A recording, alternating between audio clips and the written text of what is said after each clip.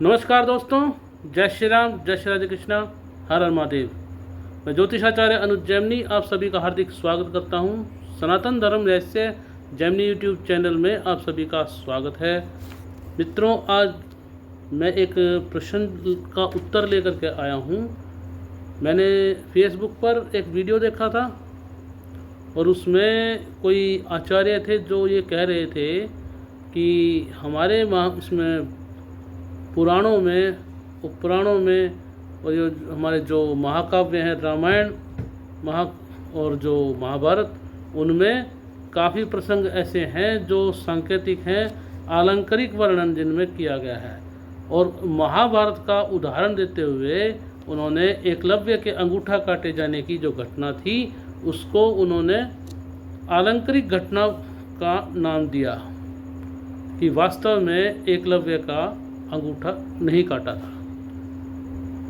और क्या कहानी बताई थी वो कहानी मैं आपको बता देता हूँ और इस के बाद में मैं अपना वीडियो रखूँगा।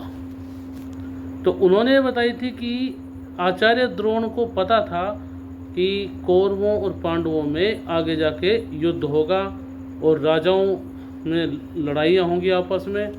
तो एकलव्य को युद्ध लड़ना था और वो जानते थे कि सबसे धनुर्धर था और इसको कौरवों की तरफ से लड़ना था। इसीलिए उन्होंने एकलव्य से ये वचन मांगा गुरुदक्षिणा में कि तुम युद्ध नहीं करोगे। तब एकलव्य ने कहा, गुरुदेव आपने तो मेरा अंगूठा ही मांग लिया। तो अब यहाँ पर प्रश्न उठते हैं कि भाई अंगूठा मांग लिया, ऐसा ही क्यों बोला? ये भी कह सकते थे एकलव्य कि मेरे हाथ काट दिया आपने, तो गुरुदक्षिणा में हाथ ही मांग लिया, तो अंगूठे का ही नाम क्यों? तो हर जगह ये बातें फिट नहीं होती है कि आलंकारिक बातें हैं। मान लिया अलंकारों का प्रयोग होता है हमारे महाकाव्यों में, हमारे पौराणिक उपाख्यानों में और हमारे रामायण महाभारत में अलंकारों का प्रयोग हुआ है, छंदों का भी प्रयोग हुआ है। तो परंतु बात वही कही जाएगी जो सच हो।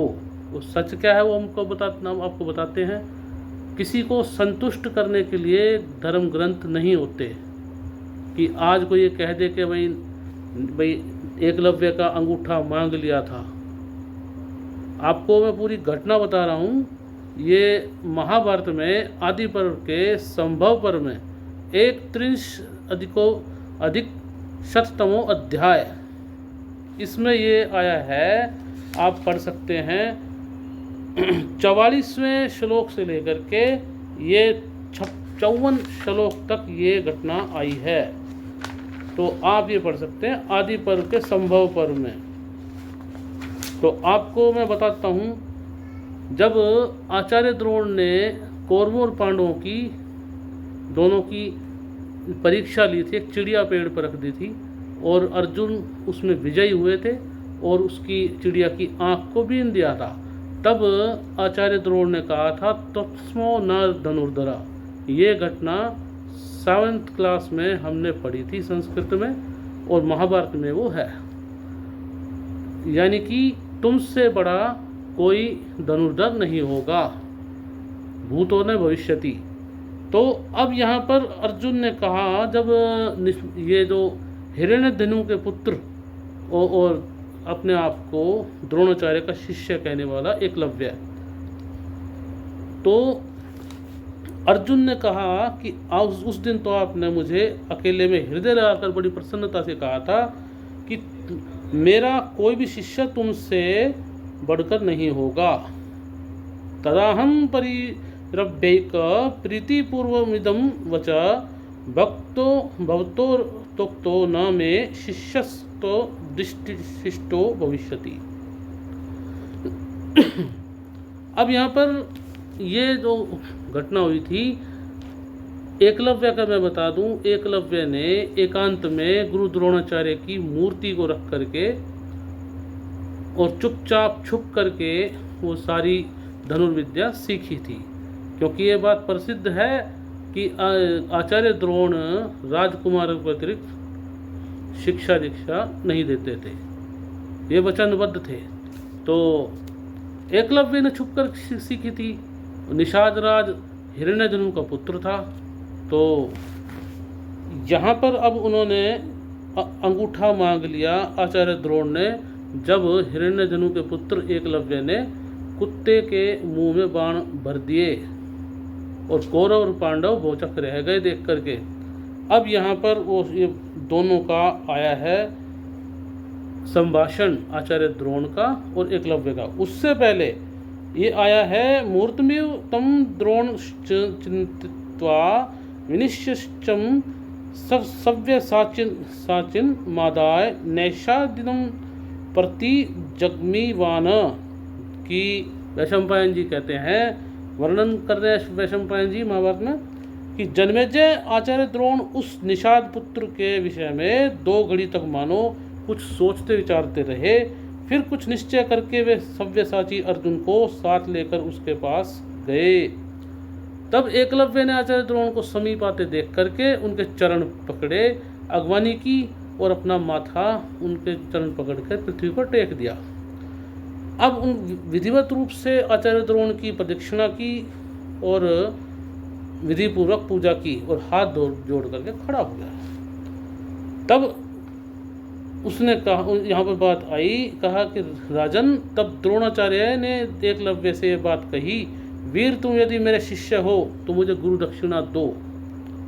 यह सुनकर एकलव्य बहुत प्रसन्न हुआ और इस प्रकार कहा, किम प्रियच्छामि भगवन्नाज्ञापयतु माम गुरु न ही किंचित देयम मे गुरुवे ब्रह्मवित्तम।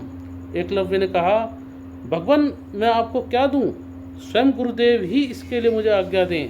ब्रह्मवेत्ताओं में श्रेष्ठ आचार्य मेरे पास ऐसी कोई वस्तु नहीं जो गुरु के लिए दिए हैं। ये पढ़ करके बता रहा हूँ मैं आपको महाभारत में, ये रही महाभारत। तो एकलव्य प्रसन्न हुआ सुनकर कि और बोला कि मैं क्या दूं आपको। तब यहाँ पर आया है वैशंपायन वाच। वैशंपायन जी कहते हैं, तम ब्रवीत तव्यांगुष्टो दक्षिणो दीयतामिति, कि आचार्य द्रोण ने, तब द्रोणाचार्य ने उससे कहा, तुम मुझे दाहिने हाथ का अंगूठा दे दो। और धनुर्धर के लिए दाहिने हाथ का अंगूठा बहुत आवश्यक होता है। जो धनुर्धर हैं वो जानते इस बात को कि अंगूठे के बिना बाण नहीं छोड़े जा सकते। परंतु आचार्य द्रोण जानते भी थे कि किस प्रकार से बाण 2 उंगलियों से भी छोड़ा जा सकता है। आचार्य द्रोण उस समय के महाधनुर्धरों में से एक थे। तो उन्होंने अंगूठा मांग लिया। अब यहाँ पर मेरी समझ से बाहर है कि अलंकारिक घटना कौन सी आ गई, और जो उन आचार्य ने जो घटना का वर्णन किया कि तुम युद्ध नहीं लड़ोगे, वो बताया कि इस श्लोक की घटना है यहाँ पर, उसमें कहाँ पर लिखा है ऐसा। किसी को तुष्ट करने के लिए कम से कम असत्य भाषण तो न करें। तो यहाँ पर वर्णन जो है वो मैं बता रहा हूँ पढ़ करके। एकलव्य का अंगूठा मांगा था क्योंकि चोरी की विद्या उसने प्राप्त की थी, छुप करके शिक्षा ग्रहण करी थी, विधिवत रूप से नहीं की थी। तो ये गुरु दक्षिणा के माध्यम से एकलव्य को दंड दिया था। और आचार्य द्रोण जानते थे ये कौरवों का पक्ष लेगा, ये बात सही है, परंतु उन्होंने ऐसी कोई बात नहीं कही थी कि तुम युद्ध नहीं करोगे, कहीं पर भी ऐसा नहीं दिखा।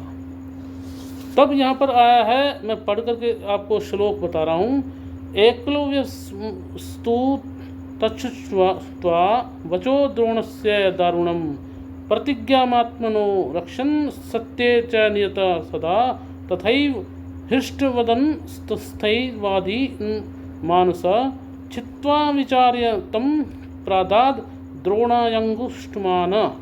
द्रोणाचार्य का यह दारुण वचन सुनकर सदा सत्य पर अटल रहने वाले एकलव्य ने अपनी प्रतिज्ञा की रक्षा करते हुए पहले की भांति प्रसन्न मुख और उदार चित्त रहकर बिना कुछ सोचे विचार के अपने दाहिने हाथ का अंगूठा काटकर द्रोणाचार्य को दे दिया।